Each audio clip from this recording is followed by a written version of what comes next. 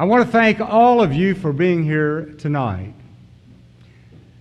You know, we're very fortunate to have a fellow like Mitch McConnell leading our Republican Party in the United States Senate. And we don't just get him, but we get an extraordinary woman, Elaine Chao, who works with him on a daily basis, trying to help our country in so many ways. And I think we are all inspired by the remarks of Governor Perry, who is an exciting, energetic, enthusiastic leader. And I feel like that all of you came here tonight because you are genuinely concerned about America and where we're going in this country. And everywhere I go, people talk about how distraught they are of the lack of leadership coming from our president in Washington, D.C. Lack of leadership in America, lack of leadership in international issues, because he is more concerned about micromanaging every aspect of our economy. And I don't think I have to tell you that. The micromanagement going on in healthcare, the micromanagement going on in the banking industry, the micromanagement going on in manufacturing, the micromanaging going on in energy. We feel like the entrepreneurial spirit is being shackled in America. And many people are still not aware that America is one of the few countries in the world where you cannot build a new coal-powered plant, even though coal still provides 45% of the electricity in America. And most people, when they think about green energy or an environmentally friendly area of the world, think about Europe, because 22% of their electricity is produced from renewable energy, primarily wind, solar, and a little hydro. But how many people in America know that in the last 20 months they've shut down 30 gigawatts of their natural gas powered plants, and Germany has shut down all of their nuclear power plants? And the reason the natural gas plants were shut down was the natural gas coming out of Russia is so expensive that they literally cannot afford to burn it. And so what has happened as a result? They're burning more coal. Last year, they imported 53% of all of the coal exported in America, and yet because of Barack Obama and his administration, we cannot build a new coal-powered plant in America. And the significance of that is this: coal can be burnt cleanly. I visited a plant in Texarkana, Arkansas a year ago. It's been in operation 1 year before these regulations took effect, and it is one of the cleanest burning plants in the world. But we can still burn coal at a very economical rate. And that's important because the governor talked about competing with other states for jobs, for industrial growth. But we're also competing globally with other countries. And we have a 250-year reserve of coal.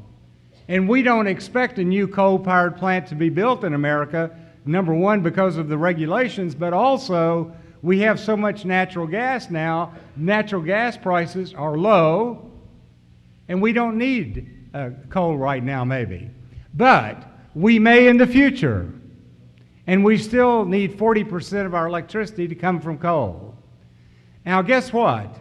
The Obama administration in June of 2015 are coming out with new regulations that's going to shut down existing coal-fired plants. And every time we have a hearing about it, they just talk about climate change.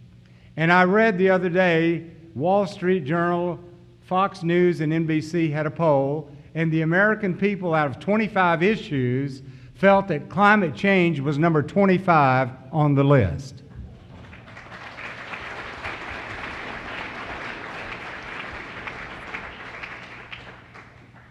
Last week, a professor at George Washington University Law School named Turley, who is a self-professed liberal, who voted for Barack Obama, held a press conference, and he said that President Barack Obama is becoming a government unto himself because he is selective in his application of the laws.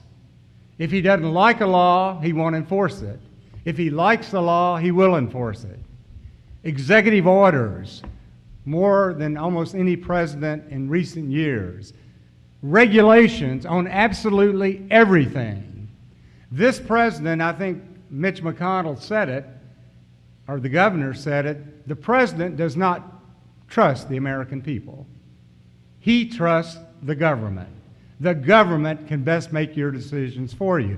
That's why many of us in this room, we couldn't renew our health insurance policy that we had because the president decided it wasn't good enough for us. And who will ever forget that he said, if he said it once, he said it 100 times. If you like your insurance policy, you can keep it. If you like your doctor, you can keep him or her. And we're going to reduce your premiums annually by $2,500. Barack Obama lied to the American people. He deceived the American people.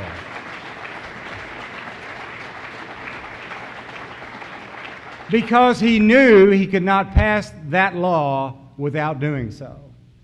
That's not the kind of leadership we need in America.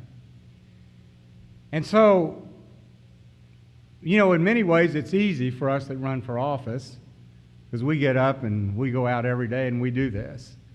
But the people sitting in this audience tonight around the country, not only you but others, will decide the direction we go in America.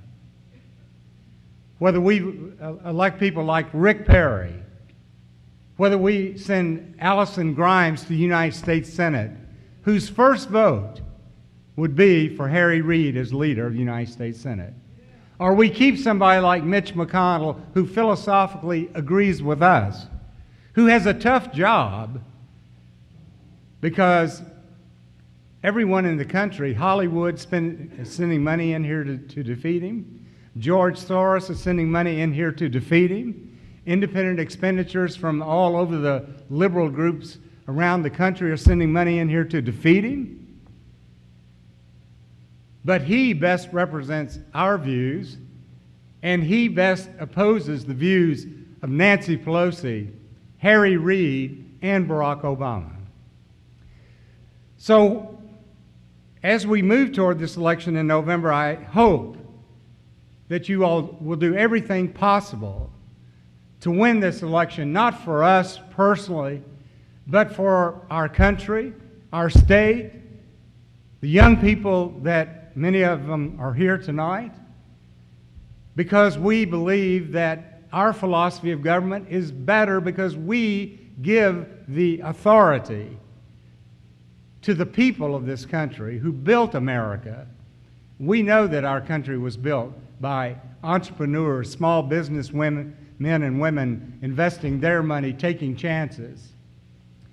And not only do we want you to vote for us at the United States Senate level, the U.S. Congress level, but we do want to take the power of the House of Representatives in Kentucky away from the Speaker of the House, the current Speaker.